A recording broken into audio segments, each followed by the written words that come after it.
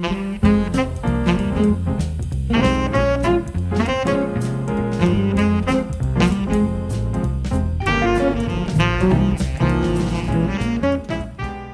to The Innovative Hotelier, brought to you by Hotels Magazine. I'm your host, Robin Trimingham. If there's one consistent mantra coming out of the hospitality investment world this year, it's put your money into extended stay. From individual investors to private equity to public companies, everyone is trying to get into the space. But as with every niche within hospitality, you don't know what you don't know, as the saying goes. So if you want to learn some of the nuances of a hotel franchise agreement, this is the episode for you. Today, we're going to look at how a franchisee-franchisor relationship works, the basic components of a franchise agreement, what some of the commonly contested negotiating points are between franchisee and franchisor, and who becoming a franchisee typically does and does not make sense for. My guest today, Ryan Rivett, is co-founder and CEO of My Place Hotels, and he's here to offer his perspective regarding typical components of a franchise relationship and why, for some, now might be the ideal time to join a franchise. Join me now for my conversation with Ryan. FOH is a global food service and hospitality company that manufactures smart commercial-grade solutions. Headquartered in Miami, the company designs and manufactures all their restaurant and hotel products. They have showrooms and distribution centers located throughout the globe, and their products are always in stock and ready to ship from any of their distribution centers worldwide.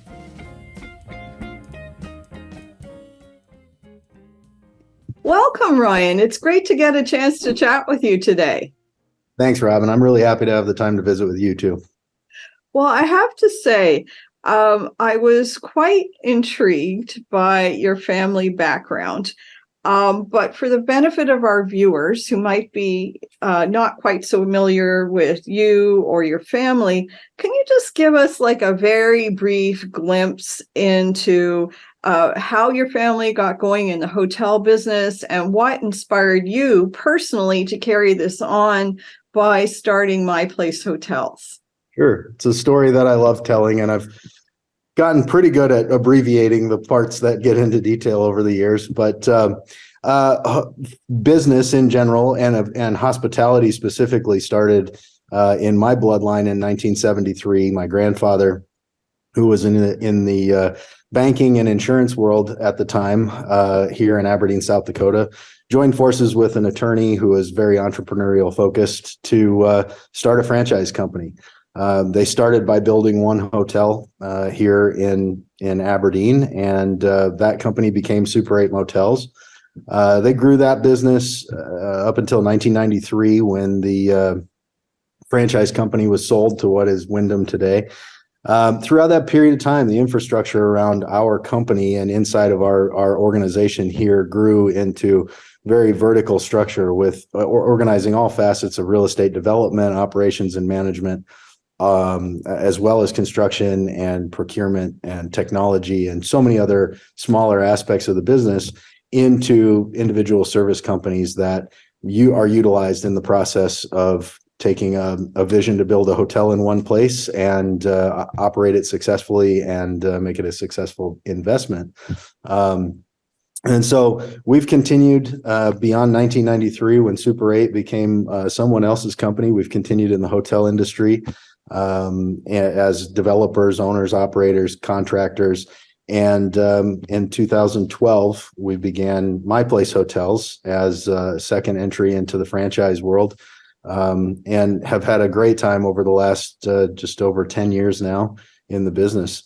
I am third generation in my family since business and hospitality became a focal point, and second generation who's been actively involved in the business. So for me, I really enjoyed experiencing all of the things that surrounded the Super 8 company as I was growing up. I was able to spend time in the office, and I knew a lot of company people. And of course, Christmas parties and company picnics and conventions and all of the things I got a chance to experience as the only grandchild for the majority of that period of time, and the Oh, wow. oldest generation. So it was very, very good opportunity for me to get acclimated. And there's some stories that go around today of Ryan coming into the office and buying franchises when he was 7 and 8 years old. And I've had the opportunity in my place to now work with some people who were working in the Super 8 company back then. So a lot of things have come full circle, and we've had a great time in taking the fundamentals and the successes realized in the past and carrying them forward to today's hotel business. So for me, getting into the business was sort of a predetermination. Not that I didn't consider other aspects of entrepreneurship or career, but at the same time, it really was never a serious consideration. It was always, I was excited to be able to get in and do what I observed being done as a kid. And I have never once looked back. So I really enjoyed it. Being part of Super 8, I mean, that's quite a family legacy. We get listeners from all over the world here, as far away as Australia. So maybe not everybody has heard of this brand, but if you're from North America, I mean, it's the quintessential, I'm going to say, clean, good roadside motel.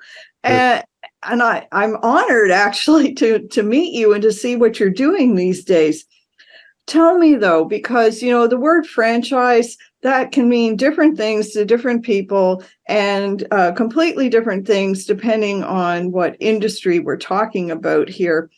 When you talk about a hotel franchise, what is your definition? And how would you say that differs from what I'm going to call a hotel management agreement? Sure.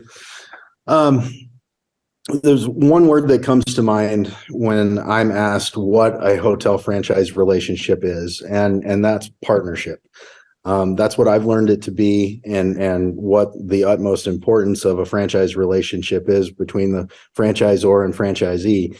As we look at franchising, we understand it to be an operating model, set of standards and guidelines, and a system of supports to carry a hotel operator, investor, owner, all of the above, through the entire horizon of an investment in the hotel business, from insight, support, and collaboration in the development process, through the construction process, and into the whole horizon of operations.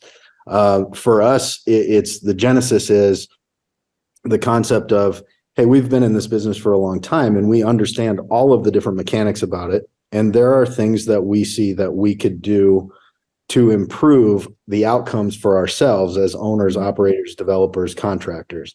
If we can create those not on an ad hoc basis or on a it just works for us platform, but create those on a repeatable platform that can be delivered to others, we have a franchise. That's the beginning of it. From there, then it becomes our responsibility to maintain the integrity of those things that we created, and to clearly and appropriately guide franchisees through that value proposition and those standards, and really create the guardrails that protect value for them from others who may enter, and for us from others who may enter. And I think that's always a challenge, is to have everybody understand that, hey, listen, while you may be a great hotel owner, operator, developer, manager, and you have your own certain way of doing things, your way of doing things in certain circumstances could be detrimental to the hotel operator that's 10 miles or 20 miles or 100 miles down the road, who's also associated with the same brand or the same marketing program, from a guest perspective. So we have to maintain an overview of the value proposition and the fiduciary responsibility for everyone involved. There's never a time where I can say, well, yeah, this works for him, so we're going to let him do it, but nobody else can do that. Or, hey, we're going to create this just for this one place. Everything we do has to be created with everyone in mind. And that's a big challenge. That's something that is somewhat counter to the way that businesses are operated in many respects. So that's why franchising is so much different, and I think can be so valuable, but also can create challenge relationships if it's done wrong. I think you're in a very interesting position. If I understood what I read about you guys correctly, here you have this enormous wealth of experience because of coming up through Super 8. And yet, compared to, say, McDonald's, you're not an enormous franchise operation at the moment, but I understand you're in growth mode. So you're sort of like big and small all at the same time, if I can say it that way, which to my mind would make you agile in that, if you discover that something needs to be course corrected, you can put that through the franchise organization, relatively swiftly, because you don't have to roll it out in, I don't know how many million locations all at once. If you're never been involved in a franchise relationship, can you talk to us about some of the basic franchisee responsibilities and some of the franchisor responsibilities and financial obligations of each party? Sure.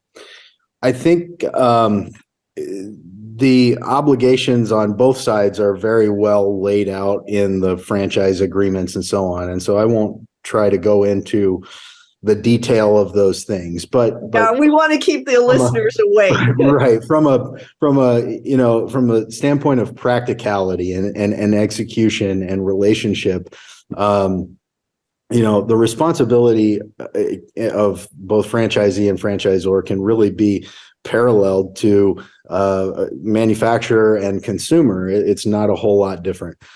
So if I manufacture a product and sell it to you for a certain purpose, your responsibility is to determine that you like that product and want to use it for the purpose that it was intended, and then to purchase it, and then to actually go out and use it for the purpose it was intended, in order to gain the value that you saw, which caused you to purchase it in the first place. And I, as the manufacturer, have to produce a quality product that works as intended and described. And I have to provide the ongoing support that, one, deals with any issues that may come up with an individual product and corrections or collaboration on improvements to those things with the customer, but also on maintaining an ability and a platform for growth that continues to increase the value. The franchise system works best while it's still growing. It needs to always be growing, because as the network is increasing, the strength in numbers increases as well. Everybody benefits from the collective inside of a franchise network.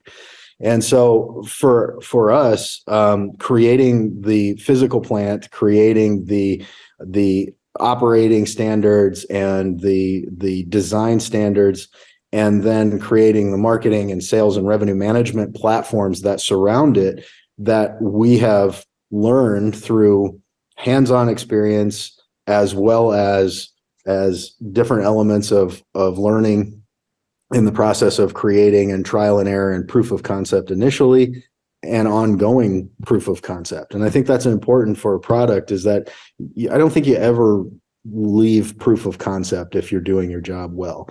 And that's such a big component of a franchisor's responsibility, is to always be listening to their users, their franchisees, and then the operators underneath those franchisees to say, hey, what's working and what's not, and how do we address that? And to your point, we are at 115 franchises now. We're very small relative to our biggest competitors, and we are nimble. But as I look back on the history of our administration in hotel franchising, and I use our very loosely because I'm the young guy in the group, but I understand the concepts and the fundamentals, and we have people that were part of that are still part of my place today on a daily basis. and are able to carry those actual experiences forward, which has been immensely helpful.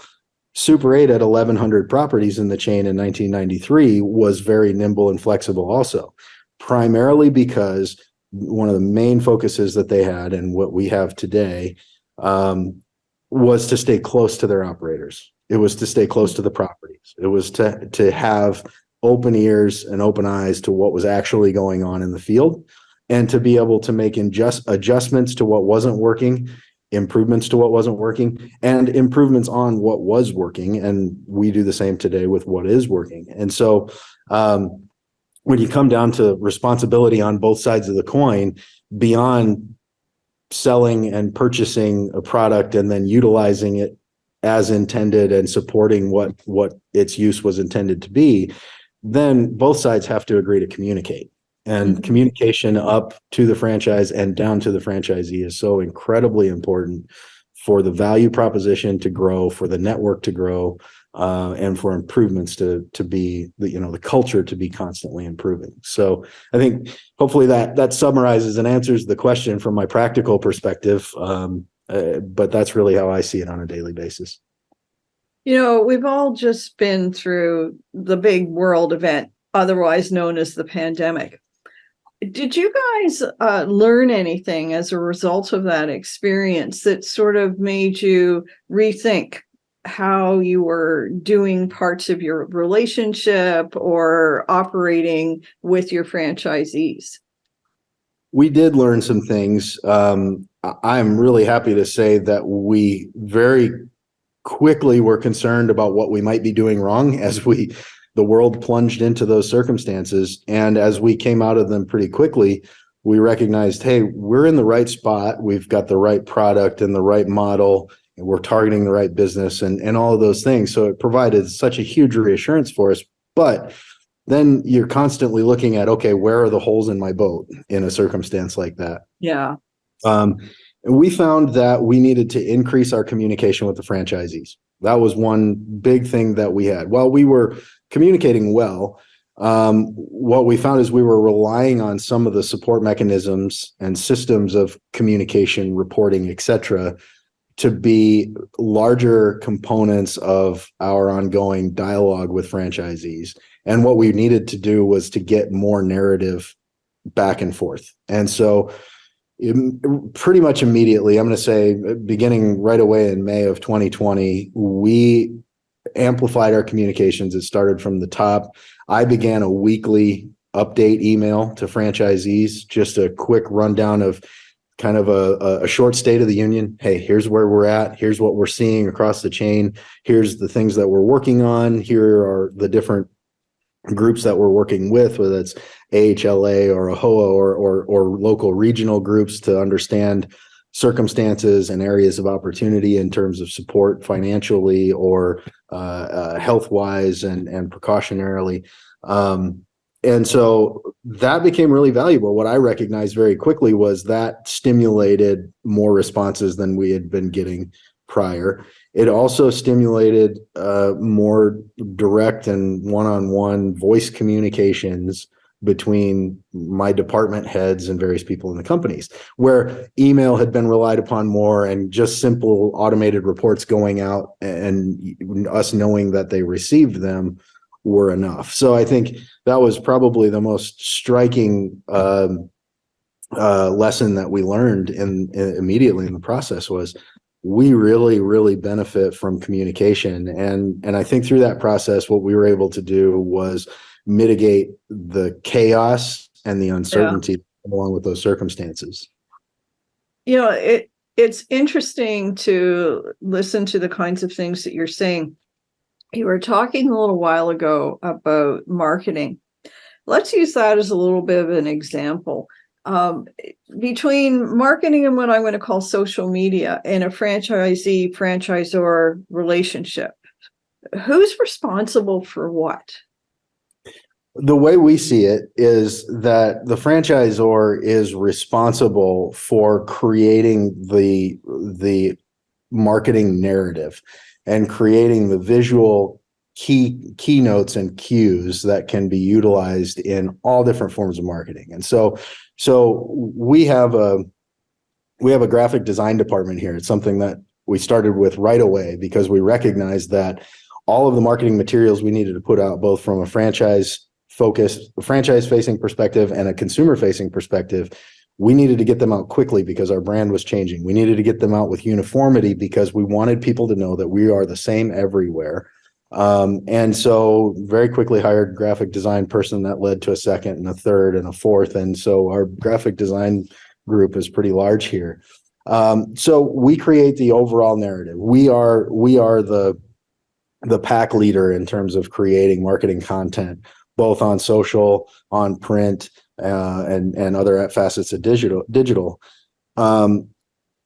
From there, though, the opportunity and the responsibility lies with the franchisee, their management company, or their management team on property, depending on how they're structured, to take what we've laid out as a lead and say, hey, I really, this works really well for me, but add in there the local elements that I can now take and go into my community with. So national advertising and taking the lead in terms of marketing on an on-brand and above-brand basis is definitely our responsibility. And we're listening to franchisees, we're listening to guests relative to who they are or what they like, what they need. And then responding to that and building that relationship. For franchisees and their operating teams, their responsibility is really that local marketing element. They know their communities better than we ever will. They understand the product inside of their community and how it functions better than we ever will. And so it's their obligation then to say, hey, you don't have anything out there that fits my community, so go create something for me to use, and here's some key insights. And we have a process for that works really, really well within our design team, that we're creating local advertising for our franchisees on a daily basis here and pushing that back out, which also saves them some time and effort in going down to the local graphic design shop and trying to work with them to put together an advertising flyer for, the upcoming high school hockey season. Something like that. That's very interesting because that must help with brand consistency as well. Talk to me in general terms from your own perspective. What are some of the big benefits to an existing property that's maybe lost a little bit of its market share, or maybe it's looking a little tired and they're thinking about joining a franchise program? Mm-hmm. So I should say, as preface, for my place, we don't do any conversions. It's all new construction brand.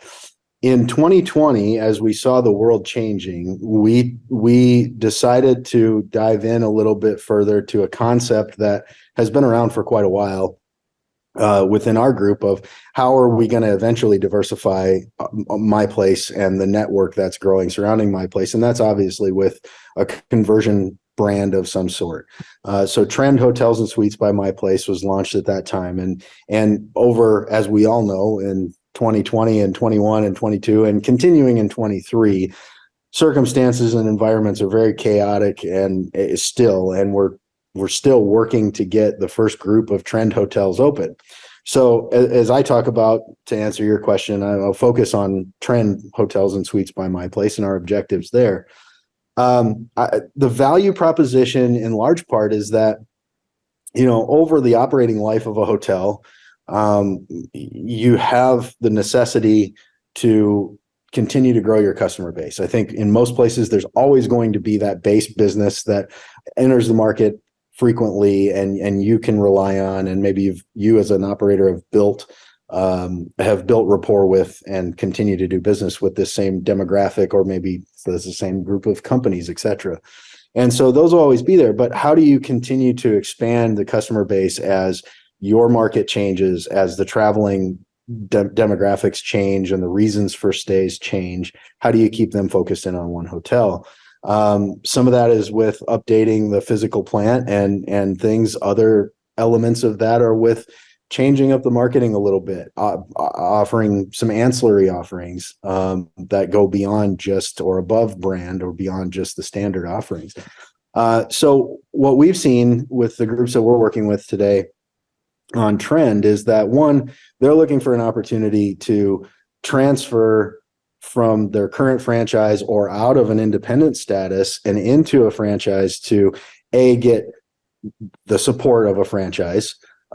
B, they like the opportunity to be in with a smaller group where they may not just be a number or one of many inside of that brand in the same market. And so some of those are the advantages specifically for my place and Trend Hotels. But generally speaking, I think these are considerations that lie with everyone.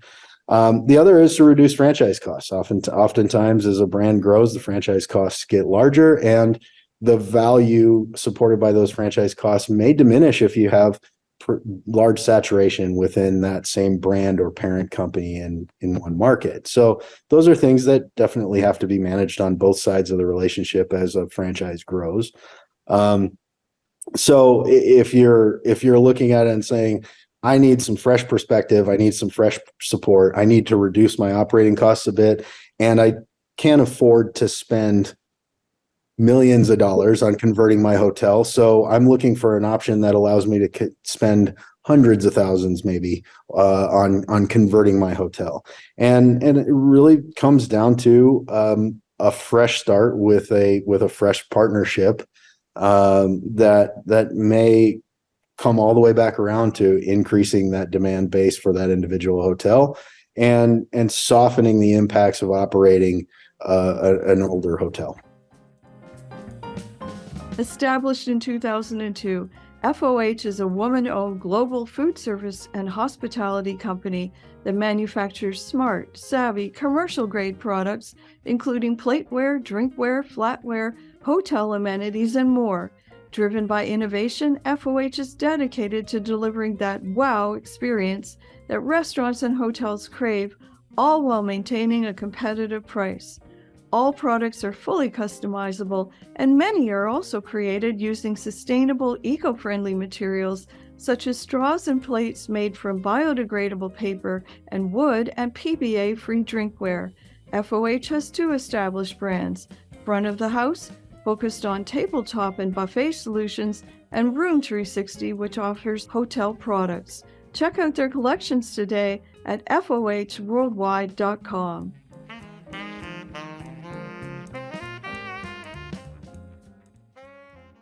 In your opinion, because I know you can only speak to what you know, what would you say in a franchise agreement is somewhat negotiable, and what is like take it or leave it, for lack of a better way to say it? Yeah, you're right. That is a matter of perspective, because I've heard all manner of things being negotiated in franchise agreements. For us, I think we've been focused on maintaining the integrity of the terms that we put forth to begin with, because we saw them as reasonable and continue to see them as reasonable. And at such point that I can't explain some term that we work off of as being reasonable or wouldn't be willing to inflict it on myself, that's when we need to change it. That said, there's always some level of negotiation or modification, even maybe not even be negotiation on some element of it, whether it's the area of protection or a larger area of protection for a shorter window of time in the franchise agreement that allows the operator an opportunity to see their community grow without having any internal competition or any threat of internal competition.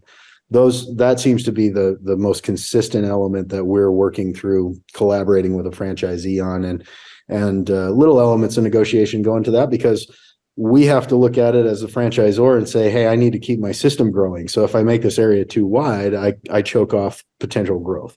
Right. But also have to say, I need every unit inside of our system to be successful. So if I make that area too narrow, I may choke off the opportunity for success and the longevity of success in any one unit. So it really is a managed situation that needs to be very, very mutually thought out and determined. We see some negotiations relative to personal guarantees and some elements of the guarantee and the commitment that the franchisee is making. Sometimes there's multiple people inside of the franchise group, inside of the entity that's buying it, that provisions fit for the key people, but they don't necessarily fit for a limited investor or a minority partner. And so I think those are the two main things that we see negotiated. Beyond that, there may be elements of rates and terms or ramp up periods on franchise fees and royalties that can come into play. And again, every franchisee and every market has its nuances and the different entry points. And so all of those things really have to be considered when you're talking about a 20-year franchise relationship and a commitment of that long. You're making me think of another question I'd love to ask, because quite often on this program, we talk about data. When you're talking about, I'm going to say, the market size of a unit, what kind of research or factors are you typically considering when you're trying to work that out? Hospitality industry specific data is so important to us that we definitely heavily rely on Smith Travel or Calibri Labs and others to provide us insights and data on specifically how the overall hospitality market is performing, what the trends and the longevity of the different metrics are, who the customer bases are, and the different primary segments in that area. But I think it's very important to also look at community data and economic data outside of the hospitality industry. So, I'd say in a lot of situations, and what I see from franchisees and others that come in with a concept of building in a certain place is we start with that hospitality specific data and then work our way out from there into the community and into the economic environment in that community, in that trade area, and in that state, region, et cetera. Because we always have to know where our demand generators are, who's most likely to generate hotel room nights for this location. What are our demand facilitators? What reasons would cause those specific demand generators to choose our hotel specifically out of the market, the greater market, or the smaller competitive set that we're in, whether it be restaurants or entertainment venues or conveniences in the community, and or primary transit lines, et cetera. So we like to look at those metrics and say, how is population growing? Who is the population growing by? What are the forecasts for this community that tell us what this community should look like 3 years, 5 years, 10 years from now? How consistent has the community been before now in terms of population, in terms of workforce participation, and economic growth? Those are all really important factors, and there are so many more. Every market's got the uniqueness of how it runs and how it sustains. So really, I think we start small and work our way out from there. That's a very good overview of what I realized was an incredibly complex question. We could have had a whole discussion just about that, I'm sure. In your opinion, if somebody is trying to decide which franchisor to go with, because sometimes, as an onboarding franchisee, you've got options. Would you say there are any really red flags in an agreement that, somebody who's a newbie to all this should be, keeping an eye out for?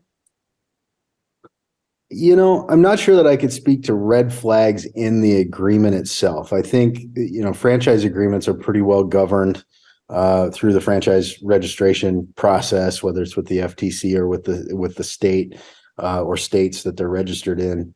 What I would say, is really in the relationship and the performance data. What I've seen in the past and has stood out to me as not being completely transparent or a good indication of what your relationship may look like down the road is when, a company has 200 hotels in its system and it's reporting financial performance data through its agreements that pertains to 20% of those hotels. And so the franchisee is using that information to characterize their expectations for it could possibly perform as they decide to go forward, and having a bigger window into how it should work is extremely important. It's important to understand the potential downside and the potential upside, as well as the middle of the road benchmark that everyone would hope to at least achieve. And so, that's one area that I would look closely at in acquiring a franchise. I don't expect to be buying any franchises outside of my place in the hotel industry, but maybe in the restaurant business or in other businesses, we're entrepreneurs, and while hospitality is our primary focus, everybody needs some diversity, and so that's something that I would definitely look for, whether it was in any sort of franchise relationship. I think the other is how the communication style is, and where the emphasis of communications is with the representatives you're working with, whether it's an executive in the company or it's part of their franchise development teams. If the focus is on what you're going to do for me, as opposed to here's what we will do for you. Yeah, good point. I think that's cause for pause at least, and redirective questions, and maybe just a little bit of a withholding to see where that goes. But it's extremely important to have a balanced conversation on here's what I expect and here's what you will actually do, on both sides, because the franchise relationship does not work without both sides firing on all cylinders.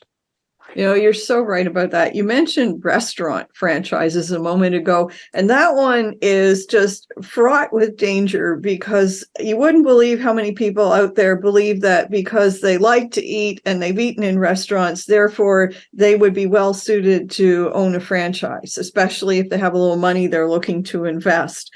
It's a very specialized field. You got to know what you're getting into. What about hotel franchises?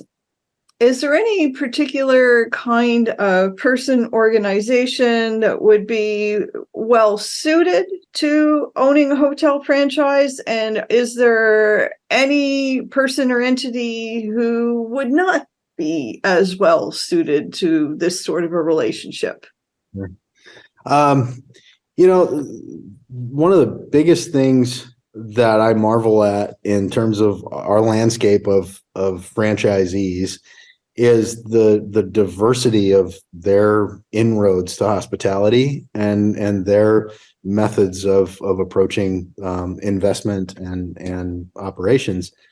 So, but I guess we have some true owner operators, people who are there in their hotel every day, or hotels on a rotation throughout the week, and they actively participate in day-to-day management down to the small details in their hotels.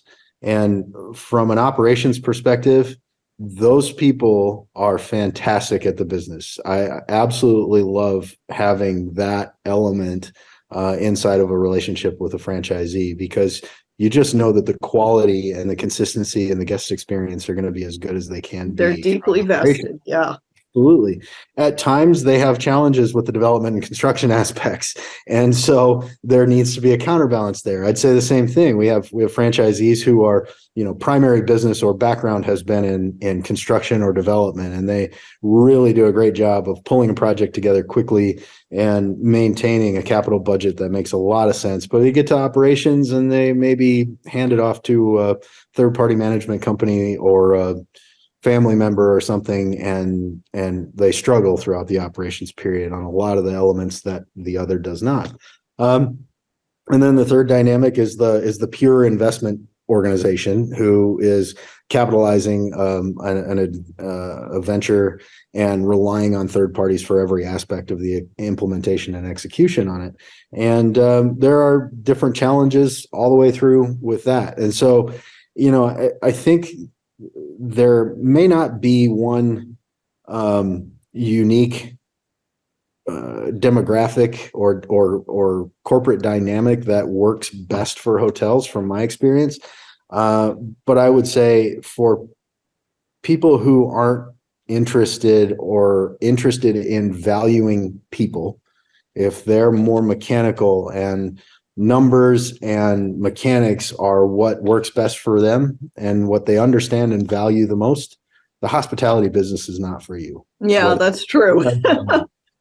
Because at every juncture from You're start dealing with to finish, people. Yeah. it's people.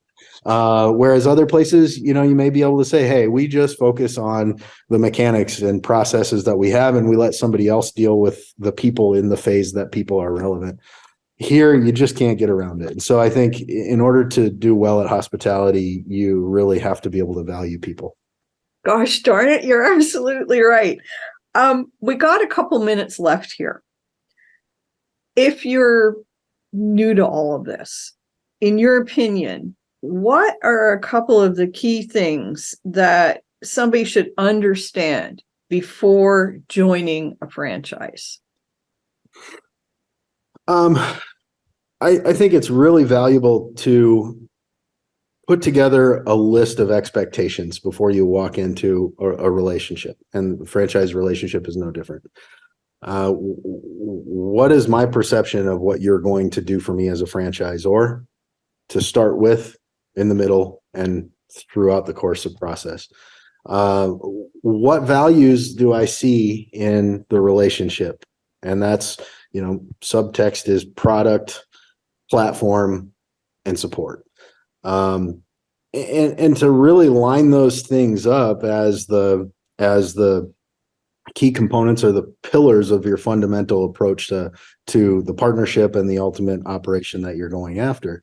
I think it's extremely important to clarify those things, because the fact that there are so many approaches and there are so many different dynamics inside of the hospitality business and each market and demographic that we serve and product under each brand and so on, you can really get bogged down in the marketing that you see and the ideals that come along with marketing, that you really need to narrow it down specifically to it's me and my group and what we see, understand, and expect, and communicate that out. Here are those things. Now tell me how you're going to do that for me, or how we should carry that forward. That's definitely, is a prerequisite for me. And I think that's something that we try to incorporate into our discussions with franchisees on the initial approach. Now we have a process and a mandate here that every franchisee will come to our offices here in South Dakota for a discovery visit prior to purchasing their franchise. It's extremely important for establishing the relationship and being able to actually have those conversations specifically. Here are my expectations. Here's my outlook. Here's my forecast, and what I hope to accomplish short-term, midterm, and long-term. Being around the table, sharing a meal, getting to know one another is what stimulates that type of conversation and that mutual understanding. And it's so important. We, during the pandemic period, we had a few instances where we weren't able to do that. And we saw the negative impact of that. And Interesting. In some cases, it took us a little while to really get that relationship established, because we missed that first initial touch point where we were able to, sit around the table and really get to know one another. So maybe that's just us, or maybe that's more people than just us, or just how it should be. But we definitely think it's how it should be. And I think that's extremely important for every franchisee to consider before they move into a relationship. I'm going to ask you a closing question that I ask most of my guests. If you could give a message to everybody who comes across this broadcast, what would you tell them? Wow. I guess I would say that the most rewarding parts of my day and the business that I'm in, and if you're considering hospitality and therefore watching this podcast, or you're in it, maybe reconsider it. The most rewarding parts of my day and the biggest benefits that I see and and the beneficiary of are the successes of people developing. Watching my team develop over the last 10 years, seeing new people come into it and develop through it, and then seeing how our brand changes every time a new franchisee comes into the system is extremely rewarding, and it makes the business and life a lot of fun. So we're having fun doing that, and I guess I would just encourage everyone to look for those things, look for those opportunities. And again, it's all people. So if you're not looking for the opportunity through the people that you have or you're around, you're probably missing a lot of things. Excellent answer. And I think that's a great place for us to stop. You've been watching The Innovative Hotelier. Join us again soon for more up-to-the-minute insights and information specifically for the hotel and hospitality industry.